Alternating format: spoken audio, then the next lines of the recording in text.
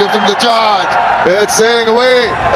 এবার যেন সবাইকে চমকে দিয়ে রংপুর রাইডার্স দলে ভিড়িয়েছেন নুরুল হাসান সোহানের মতো ক্যাপ্টেন, ক্যারিবিয়ান হার্ড হিটার তারকা পোলাটের মতো ব্যাটসম্যানকে রংপুর দলের ক্যাপ্টেন নুরুল হাসান সোহান।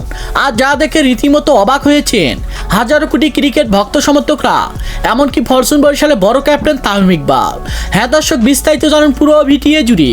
এবার যেন 2025 সালে বিপিএল লিগে দেখা গিয়েছে রংপুর রাইডার্সের মতো শক্তিশালী দল টানা 8 ম্যাচে অবিশ্বাস্যভাবে জয়লাভ করেছেন তারা যেন করেছেন হার্ড হিটিং ব্যাটিং পারফরমেন্স, এমনকি অগ্নিছড়া বোলিং পারফরমেন্স। আর তাদেরকে এখন পর্যন্ত জানো কোনো দলে ম্যাচ হারাতে পারেনি এই রংপুর দলের মতো শক্তিশালী দলকে। তারা যেন একের পর এক ব্যাটিং পারফরমেন্স এমনকি বোলিং পারফরমেন্স করে যেন ম্যাচ জিতে যাচ্ছেন তারা।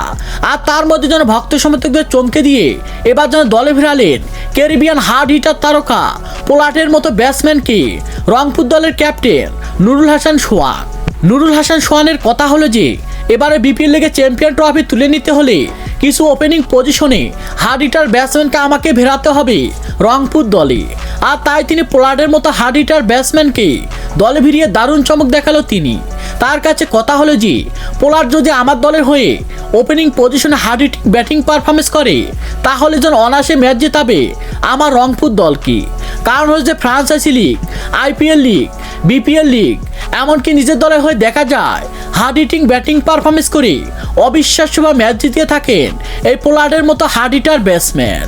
আর তাই আমি টাকার পরও না করে এমনকি নিজের দলকে চ্যাম্পিয়ন করার জন্য এমন ব্যাটসম্যানকে আমার দলে ভিড়িয়েছি আমি।